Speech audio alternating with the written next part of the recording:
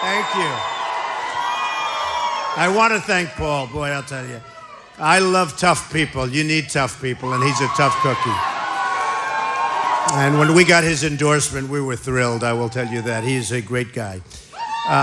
You know, I was doing a little bit of a thing called a debate.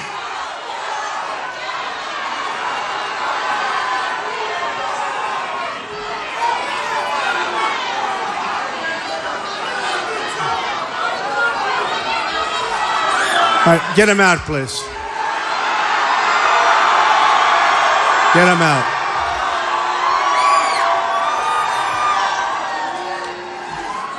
What are they doing, right? What's the purpose? What are they doing? Well, he gets a little television time, I guess. But, you know, I was going to the debate, and I was going directly in from Florida. I'm down in Florida. We're campaigning. We're doing really well in Florida. We're campaigning against a guy that has the worst voting record in the history of the state of Florida, named Rubio. I call him lightweight. He's a lightweight.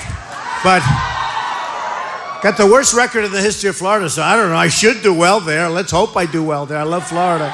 But I was going to Detroit, and I said to my people, I have to stop in Maine. I just had to stop in Maine.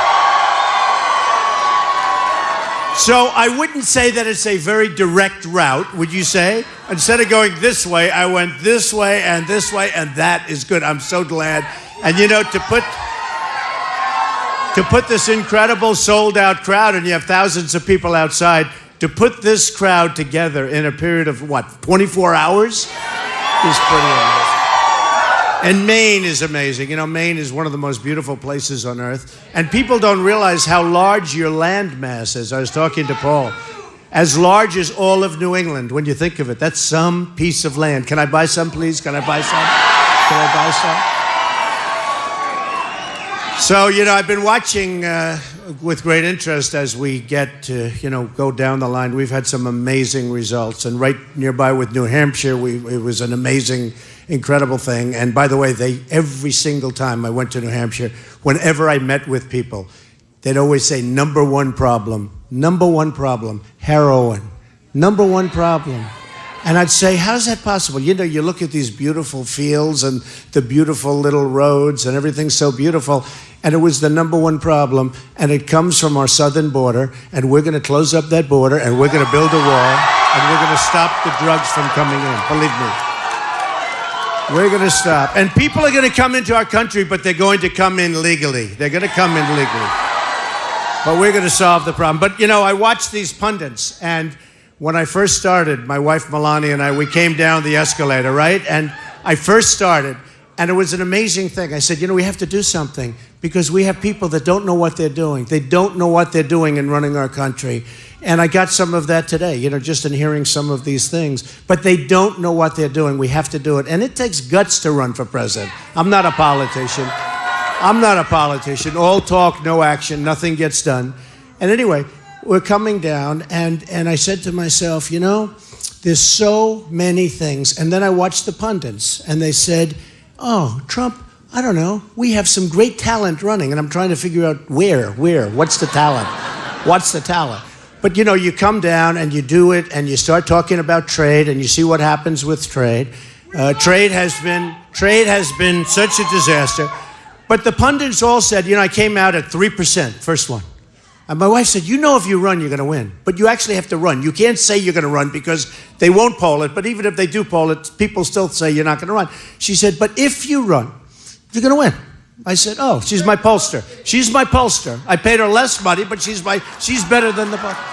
So you know what happened? I started at 3, the first day or something. I was at 3, which I wasn't exactly thrilled about. Then it went up to 6, it went up to 12, it went up to 18, and then it kept going up. And every time I went up, the pundits would say, he's plateaued, plateaued. Well, he's always going to get 6. That's a 6 solid group. Then I went up to 12. Well, that's a solid group. Then I went up to 24. And he said, and don't forget, that's with 17 people. We had 17 people. That's a lot. 24 with 17 people is pretty good. So we went up to 24, and they said, well, that's the max. There can't be any more. Then we went up to 28, 32. So CNN just came out with a poll. Trump, 49. National. That's high. That's high. And, I'm very proud of it because this is not a plateau. This is a movement. We have a movement going on, folks. Time magazine did a story recently, a couple of weeks ago, talking about what's going on, and they've never seen anything like it. People have never seen anything. They say, actually, and I don't think I'm exaggerating this at all, and I don't want to exaggerate, but many of the great writers, of which there are very few, because the media is among the most dishonest people I've ever dealt with, but they said that in the history of this country, there's never been anything like this, what's happening. We were in Huntsville, Alabama the other day. We had 35,000 people. 35,000 people. We went to Arkansas, which you saw we won. Oh, is that another one? Oh, yeah. All right, get them out. Get them out. Get them out. They just don't stop. All right, get them out. Thank you. Bye-bye. Bye-bye. Terrible. Incredible. Now, you can be nice. But if you're nice, they'll say, oh, you were so soft. Then you can be vicious. Get out of here, right? And then they'll say you were too harsh. So I've developed a nice, all right, please get them out.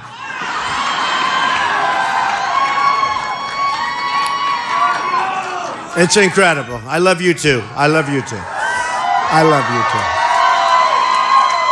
And by the way, I'm self-funding my campaign. I'm putting up all my money. I'm not, but you have to do all I want. I don't want your money. I just want one thing. You vote on Saturday. Get out and vote. Don't forget, I did that big, long turn. Slightly long. It did a big turn. So you can get out to vote, okay? That's the least you can. So, thank you very much. So, our country and our theme is Make America Great Again. And over the last little while, I've met so many people, thousands and thousands and thousands of people. We have like this. Now, we're only confined by the size of the room. This is packed, but this is the size of the room. Thousands and thousands of great, great Americans. And I have more confidence in this country now than I've ever had before. I have seen, millions of people, really, because when you get 35, 40,000 people for rallies, and we have by far the biggest rallies, I will say that. And Bernie is second. He's second, but he's a distant second. But he is second. I have to give him credit for that. But we have by far the biggest, and I see by far the most people. And this country has unbelievable people that love our country. Just remember that. And I want to see the day in the not too distant future when Apple makes their iPhones in this country and not in China and all of these other places. Now, I heard, and I saw just a little bit of it, but I heard that Mitt Romney made a fairly long speech. And honestly, I thought I'll just address it quickly because it's irrelevant. Look. Mitt is a failed candidate. He failed. He failed horribly. The third, he failed badly. That was a race, I have to say, folks, that should have been won. That was a race that absolutely should have been won. And I don't know what happened to him. He disappeared. He disappeared. And I wasn't happy about it, I'll be honest, because I am not a fan of Barack Obama, and that was a race. And I backed Mitt Romney. I backed him. You can see how loyal he is. He was begging for my endorsement. I could have said, Mitt, drop to your knees. He would have dropped to his knees. He was begging. Sure. He was begging me. And did you see how great? He said, oh, I'm not big like him. He's the great businessman, all that stuff. Well, since then, I've done much better. And now he tries to demean, but we'll talk about that in a second. But Mitt was thinking about running again. He ran a horrible campaign. It was a campaign that should have never been lost. You're running against a failed president. He came up with the 47%. He demeaned 47% of the people in our country, right? The famous 47%. Once that was said, I'll be honest, once that was said, a lot of people thought it was over for him. Then the last month and a half, he disappeared. And I called his people. I said, you have to do yourself a favor. Obama, say what you want. He was on Jay Leno, he was on David Letterman, he was all over the place the last 3-4 weeks. Mitt was looking for zoning for a 9-car garage or something in California, right? I said, what's he doing? Who cares about a garage? You're running for president. And Mitt was a disaster as a candidate. So what happened, and it was very strong, and I think if the press goes back, they'll see it. When I heard he was running again, and I wasn't sure I was going to be running, but I was very, very strong to Mitt and to everybody, and publicly, not to talk to him, because I didn't even want to talk to him. I was so disappointed in him, because he let us down. He let us down. You know, it's one thing you lose, and you work, and you work, and you go. He let us down. He should have won. Something happened to him. He went away. He was gone.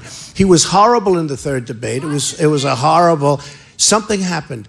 I don't know what happened. Maybe someday they'll write a book. His campaign guy was terrible, terrible. He had a terrible campaign manager who's always on television, Stuart Stevens or something. He's always on television knocking everybody. The guy ran one of the worst campaigns in the history of modern politics. And Mitt ran, probably it was the worst run that most people have seen, because most people thought that the Republican candidate would win. So when Mitt started raising his head a few months ago, I was very strong. I said, Mitt Romney should not run. He's a choke artist. And I said it very strongly. I wanted to keep him in. And then Jeb Bush actually convinced Mitt not to run. Can you imagine? Jeb sold him. Jeb, he's a good salesman. See, now that he's out, I'll say Jeb's a good salesman, right? He's a high-energy salesman. But Mitt was afraid of Jeb, because he was afraid that Jeb would get the money and Jeb would get the whatever. And, you know, I wasn't afraid. I wasn't afraid of Jeb, I can tell you that. So what happened is Jeb Bush convinced Mitt not to run. Mitt was going to run. It was going to be a third attempt. The second one being one of the great catastrophes. The first one just didn't happen, so that's okay. But the second was a catastrophe. And what happened is he went to see Jeb, and Jeb had him convinced that he's going to run, he's got the money, he's this, and Mitt chickened out. But I'll tell you the real reason he chickened out. It wasn't Jeb. It was me. Because I said, he's a joke. If you remember, Mitt was all set to run. I know this from people that are close to him. And I think he probably still has a desire, maybe at the convention, to try and get some kind of a thing. Hillary Clinton will destroy him in the election. Assuming she's allowed to run, assuming she's not arrested for the email situation, which is so terrible. Which is so terrible. I mean, so terrible. But let's assume that the Democrats are going to protect her. Let's assume that I will be running against Hillary, and I really want to. I would love to run against Hillary. And by the way, we have numerous polls that show me beating her easily, and I haven't even started on her yet, other than 4 weeks ago I did. Remember? She called me sexist, and I hit her with the husband, and that was the last time I ever heard the word sexist. That was it. No, that was it. They had a rough weekend. That was a rough weekend. Bill was not happy. I guarantee you, he said, don't you ever say that to him again. Say it to somebody else, but not to Trump. That was a rough, rough weekend they had. But Mitt was going to run, as sure as you're standing here. I'm sorry we didn't get you to see, it's too many people.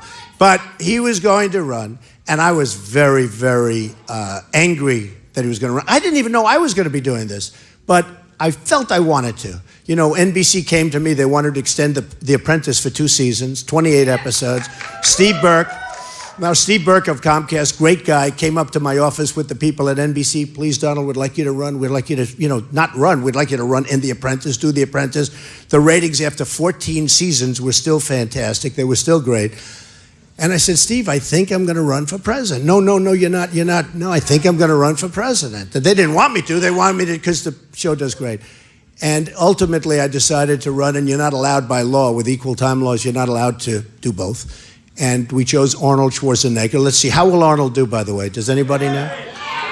Who would be better, Arnold or Trump? Ready? Arnold? Trump. Well, we're going to find out if Arnold is quick, because if he's not quick, he's not going to look good. When you have Omarosa and all the other ones coming at you, you got to be quick, you got to be smart. We'll find out. We're going to learn a lot about Arnold, but I hope he does well. I hope Arnold does really well. But I was going to do that, and they actually renewed the show with me in the upfronts, and I just said I can't do it. I'm not going to do it. And I gave up a lot of deals. I gave up a lot of things. To do this takes a lot of effort, a lot of time. Oh, those are the people trying to get in. Can you believe it? Yep. Okay, how about everybody now clearing out? We'll let a new group in. Is that okay? No?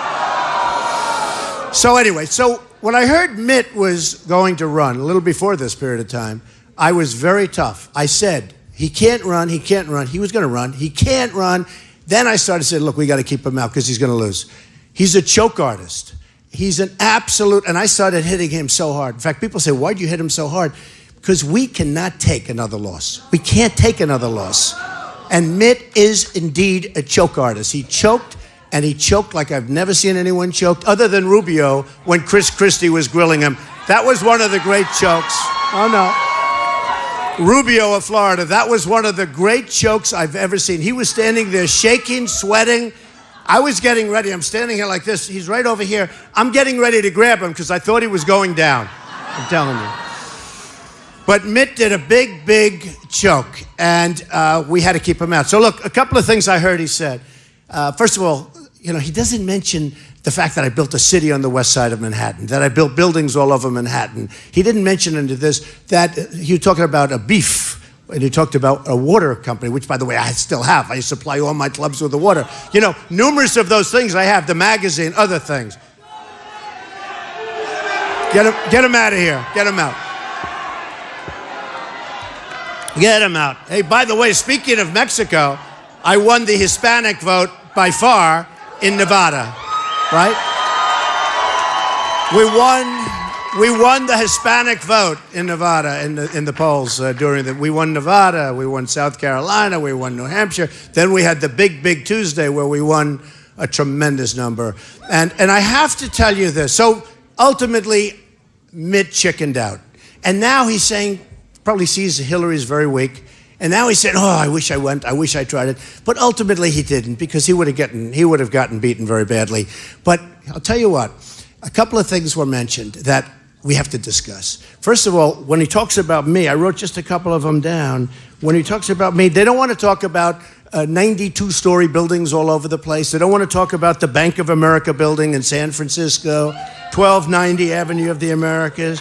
They don't want to talk about the West Side Railroad Yards, where I built a city on the west side of Manhattan, a tremendous city on the west side of Manhattan. They don't want to talk about 40 Wall Street and all the buildings. They want to talk about water, which I still have. I supply all my clubs. I have a water company. They want to talk about a magazine, and I have a magazine that goes to all my clubs. They want little tiny thing, you know, wherever you can find. By the way, a school, little deal, but very, you know, I loved it when it was there. Trump, they call it Trump University, Trump Initiative. But I will tell you, just so you understand on the school had 98% approval rating.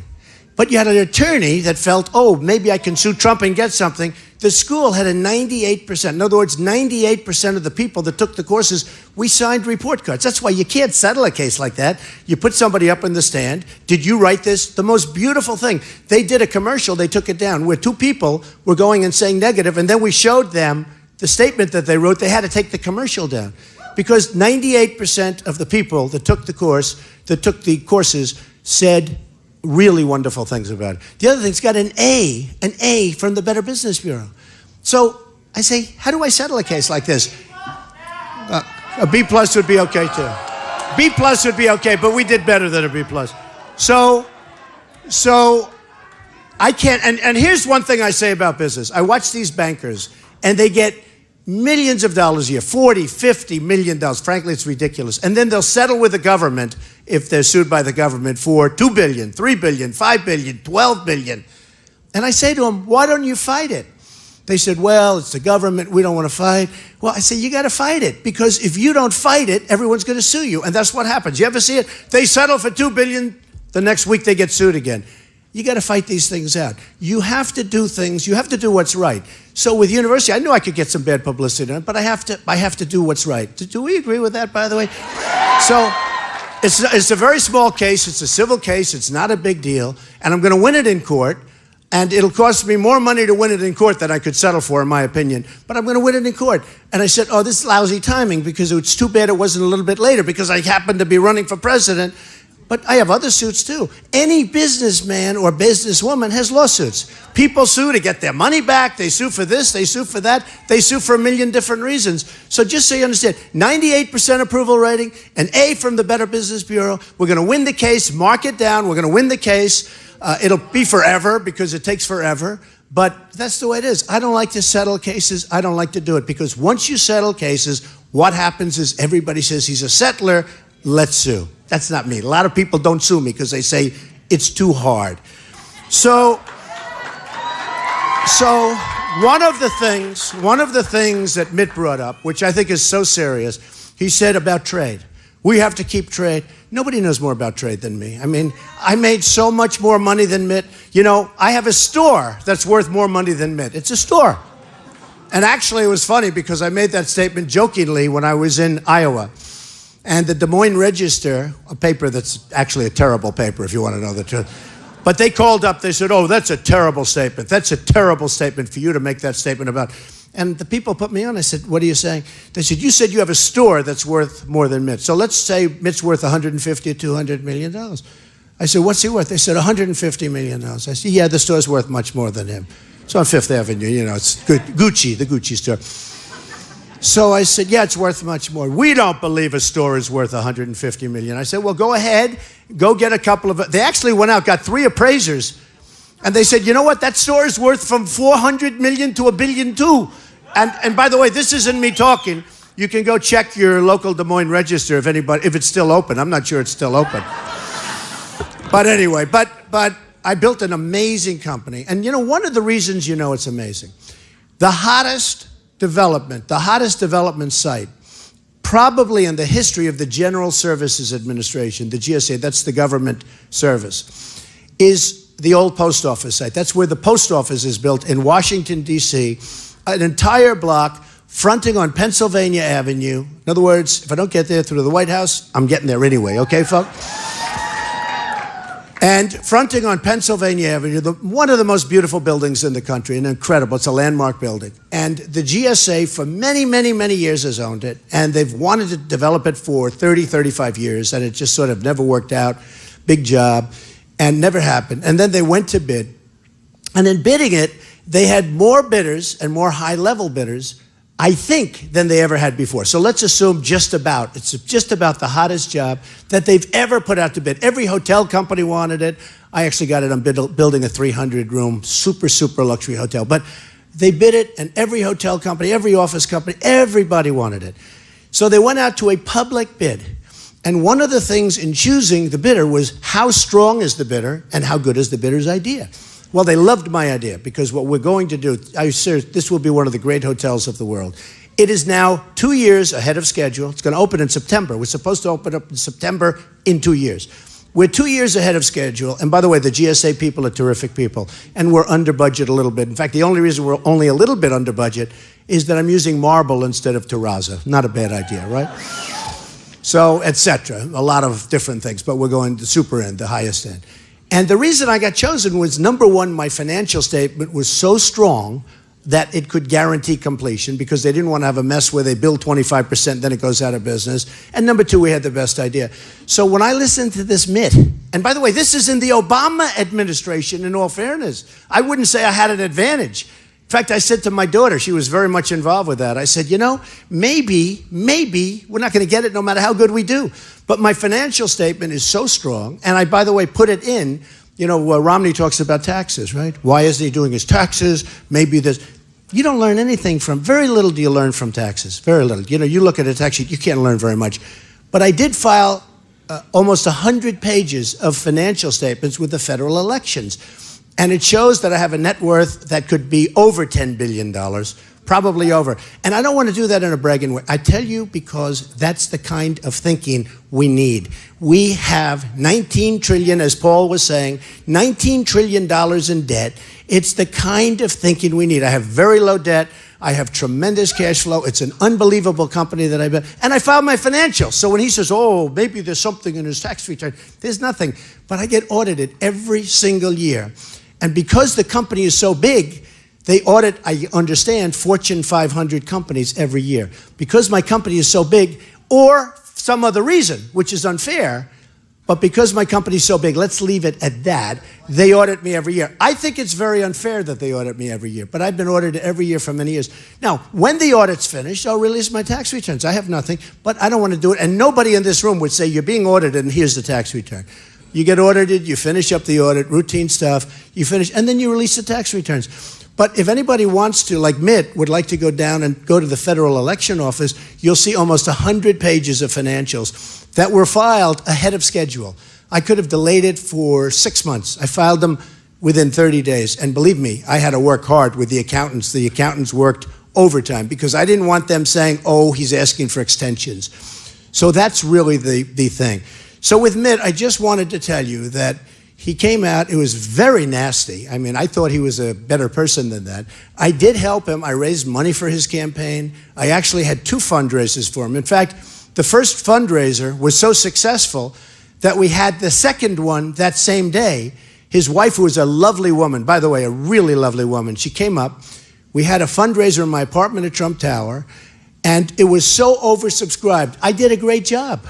They couldn't have cared less about him. In fact, a lot of them said, Donald, he's a stiff, he's not going to win. I said, oh, he'll be fine. He's a stiff. I should have listened to the guy. But we had a fundraiser, and it was so big, and it was raining out. I won't forget this one. I was raining, and really raining. It was a miserable, miserable day. And the people came in, hundreds of people, phase 1. And then we said, there's too many people to put them in one. So we called for another one an hour later, after it ended 1 hour. And because everybody's shoes were so wet, I ruined my carpet. That's why I ruined. This carpet was wiped out. And nobody thanked me for the carpet. Hey, maybe I can send Mitt a bill for carpet ruined, right? But I always, you know, when you help somebody, he asked me to make robocalls. I made 6 robocalls for him. Every single place I made the robocall, he won. North Carolina, there were 6 different places. So you help somebody, and then he turns. Now, I will say this. He probably had a right to turn because nobody could have been nastier than me in getting him not to run by saying he's a joke artist. And I will say the reason I did that, he was going to run. I love our country too much. If he would have run, and even if he would have won, it would have been bad. He doesn't have what it takes to be president, that I can tell you. He doesn't have what it takes to be president. So I do want to mention one thing because it works so well, because his speech was long and they covered so much territory. It was ridiculous. And you're right, he didn't mention any of the many, many, many buildings. We're building now over 120 jobs and in the works. Over 120 jobs all over the world. We just got Turnberry in Scotland, one of the great places of the world. Doral, where they're having the tournament today, by the way. They're having the World Golf Championship today. And I'm in Maine. I'm in Maine with you. I don't know. Rory McIlroy, everybody's down there. And Tiger's going there later to look, he's going to be better, he's going to be fine. But they're all there. They're all at my place. And here I am making a speech in Maine. Okay, see? So if I don't win on Saturday, I'll say, boy, was that a mistake, right? Anyway, I think we will. But I will say this, look, trade. He talked about domestic. Get your head out of this thing! Bye-bye. Bye-bye. Bye-bye. Get him out. Get him out. I love you too. These people. I'll tell you what, your police are fantastic. Do we love our police? Do we love our police? Where would we be without them, in all fairness? They are so abused, and, you know, one stupid incident or bad incident, or if there's one bad person, which happens out of the whole country, and it's the biggest story in the news, and it plays forever. And people don't realize how great a job the police of this country do, I have to tell you. So one of the things that Mitt was talking about was domestic policy, and we need trade, and we need trade, and we have to deal with China, and we have to deal with all these people. Look, last year, in terms of a trade deficit, we lost with China $500 billion, okay? We lost with Mexico. That's why Mexico's going to pay for the wall, folks. Mexico, look, the wall, we need, actually, it's 2,000 miles. We're going to pay, we need 1,000 because we have a lot of natural barriers. Just so you understand, wall's going to cost $10 billion. It's expensive wall. That's going to be a Trump wall. I'll bring it in under budget ahead of schedule too, by the way. But it's going to be it. I have to name it after myself because maybe, you know, like, should I name it after myself? I don't think so. We want more than a wall. But we're going to have a real wall, and it's going to be a great wall, and it's going to work. And we're going to stop drugs from pouring into Maine and New Hampshire and all these places. It's going to work. Believe me, it's going to work. Walls work. Properly done, walls work, and it's going to happen. But just so you understand, they come up to me and they say, but Mexico will never pay. The politicians, people that are on the dais with me. But Donald, first they said there's no wall, right? You can't build a wall. How can you build a wall? China built a wall that's 13,000 miles long 2,000 years ago. We can't do one that's 1,000 miles, right? Believe me, we can. So now they realize that. And the other day I hear this guy Cruz saying, we can't build a wall. And then I hear him saying, we're going to build a wall. And my wife came, darling, could you come back and listen to this? We're going to build a wall. First time I heard him say that. And I don't know if Rubio said it. I think Rubio's got bigger problems than worrying about walls. But now all of a sudden they're talking about walls. But here's the thing. We have with Mexico a $58 billion trade deficit. If the wall costs $10 billion, that's a tiny fraction. If the wall costs $10 billion, I guarantee you, folks, that Mexico is going to pay for the wall, just as sure as you're standing there. Now, a politician wouldn't say that. And you saw this Vicente Fox, the previous president, who, by the way, threw a horrible word out. He threw the F word out, okay, the F-bomb. He threw the F-bomb. Can you imagine if I used that word? Man, that would be a big story. That would be all over the world. He threw it out, nobody cares. And then we had our vice president apologize to him. Now, look, I love Mexico. I love the Mexican people. I have many, many hundreds and hundreds and hundreds of Mexican people. Thousands over the years, thousands have worked for me. The Hispanics are phenomenal people. I told you, I won the poll in Nevada. These are phenomenal people. I won Nevada, and I won with the Hispanics, which is so good, right? So good. But look, here's the problem. Their leaders are too smart for our leaders. We're getting killed at the border. We're getting killed on trade. Nabisco is moving in from Chicago. They're closing their big plant. They're moving in. You look at Ford. Ford's building a massive, massive car complex there. That means they're closing places in Michigan, great places, Michigan and other places, and they're closing and they're going to Mexico. We can't let that happen. The other day, Carrier announced air conditioners. I buy Carrier air conditioners. They're good air conditioners. I'm not buying them anymore. They announced 1,400 men and women are being laid off. And somebody had the cell phone going, right? A lot of you saw that. Big, big story. 1,400. And this manager was, well, ladies and gentlemen, we are closing our plant. We're moving to Mexico. Bye-bye. He was pretty tough. This was not a guy with social grace, believe me. So they're going to move to Mexico. So here's what we have to do, folks. Mitt Romney said, we have to keep free trade. Right? Well, if we keep free trade the way we have it now, we're not going to have any companies left at all.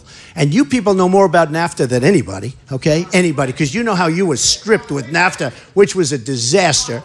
But we're going to do something much different. We're going to be smart people now, okay? I built a tremendous fortune. And believe me, I started off with very little. You know, they like to say, oh, my father. If my father would have given me $200 million, in fact, my sister and brother called me up. They said, Don, what are they kidding? These people are such liars.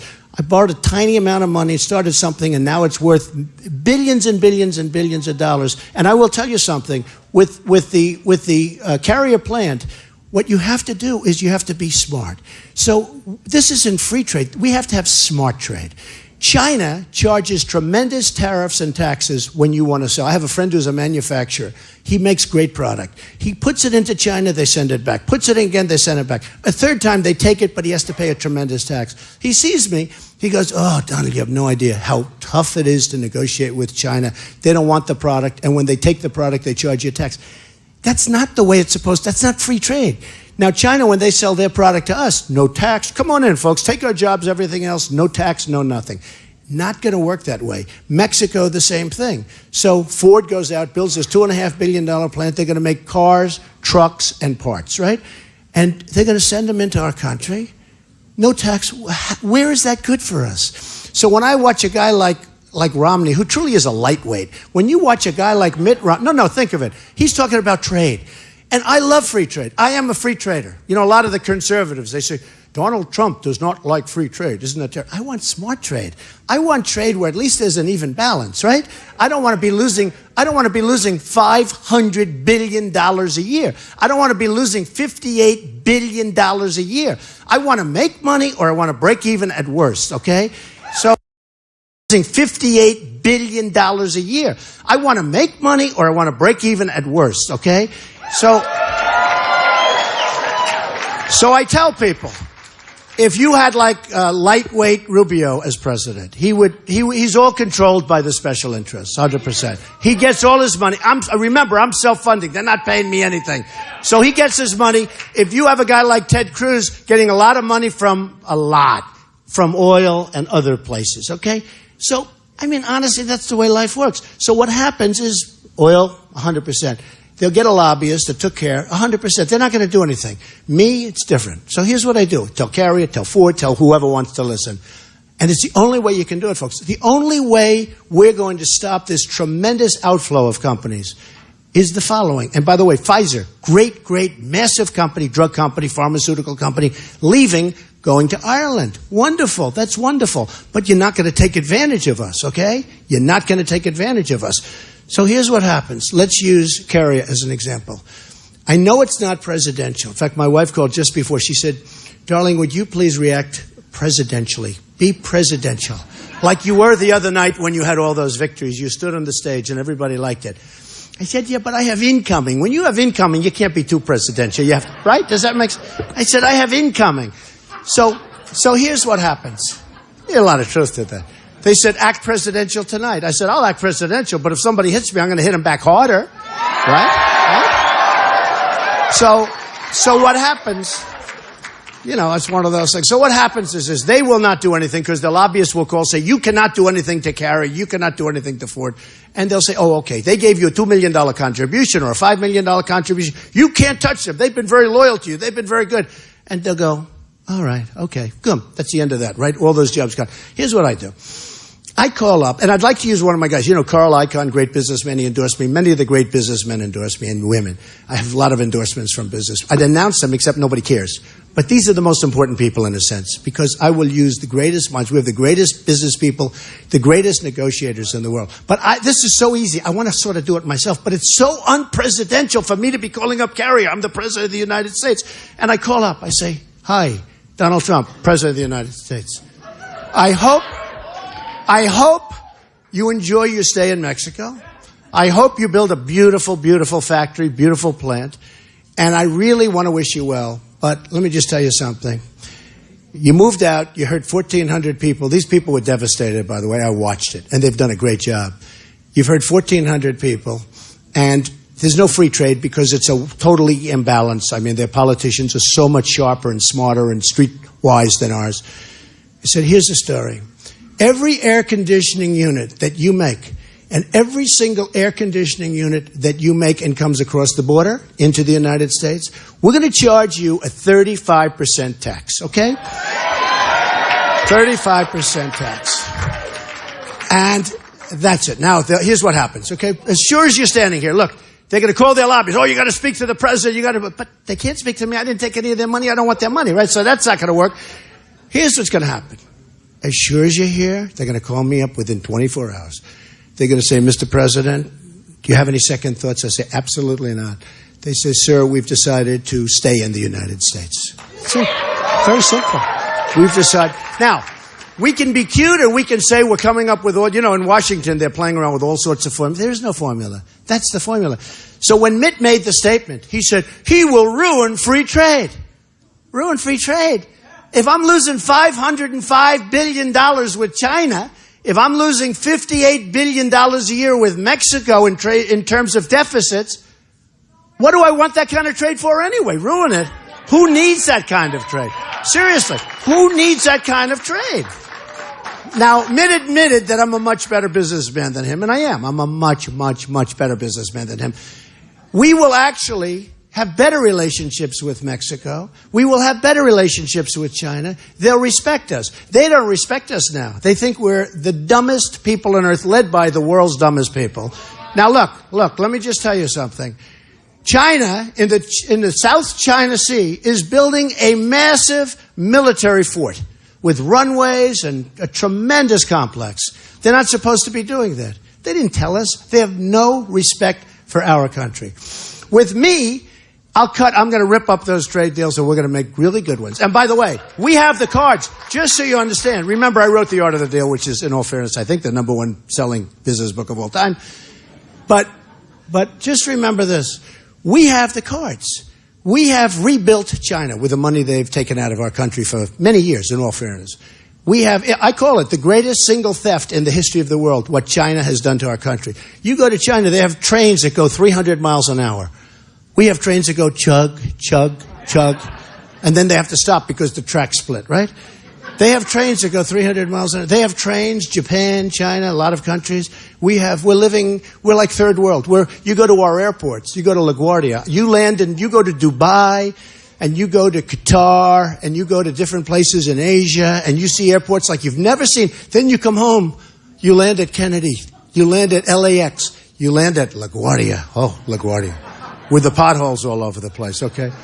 I mean, it's just a very sad thing what's happened. What's happened to our country is very, very, very sad. So we're going to make it a lot better, and we're going to make it different. And we're going to get rid of those horrible trade deals because, let me tell you, at some point, it's going to burst. At some point, we can't continue to lose $500 billion with individual countries. We can't continue. You add it up. Whether it's India, whether it's Vietnam, whether it's anybody, every single country in the world that deals with us takes advantage of the stupidity of the United States. And a lot of it is because they have the right lobbyists, they have the right negotiators, they hire the right people on Pennsylvania Avenue. They have the right people. And they're negotiating with hacks, political hacks, not our best people, almost our worst people. So we're going to make our country so strong. We're going to make it strong militarily, very, very strong. You know, our military is very depleted. Our military is depleted, very badly depleted. And everything, sort of the whole country is depleted. And we're going to make our military strong. We're going to take care of our vets. Our vets are treated horribly. Horribly. We're going to get rid of Obamacare, and we're going to repeal it and replace it. We're going to bring education local. We're getting rid of Common Core, which is a disaster. You know, in the world, educationally, of the 30 countries that they look at, we're number 30 in education, meaning we're the worst. And yet, per student cost, we're number 1 by far. Number 2 doesn't even exist. It's so far back. Number 1. So we're number 1 in cost, number 1, and we're number 30 in terms of success. So we're ranked the worst, and yet we spend the most, okay? And part of that is Common Core. It's terrible. Part of it's a lot of other things. Part of it's theft and incompetence and waste and fraud and abuse and everything else. But we're going to straighten it out. You know, it's very interesting. When I won New Hampshire, they came out with a report. Donald Trump spent $2.5 million. And I won't mention names, but other people spent $45 million, okay?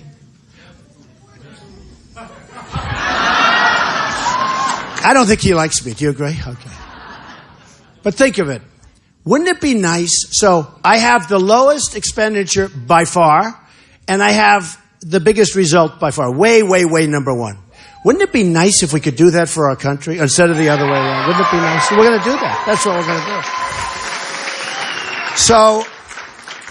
So we are, very simply, we're going to make America great again. We're going to win, win, win. We're going to win so much. You're going to get so tired of winning. You're going to say, please, please let us have a couple of losses. I will say, no way I'm going to let you have. We're going to make America great again. And you'll say, okay. Thank you very much. I love you. Please go and vote on Saturday. You didn't frankly have the balls to put country before party.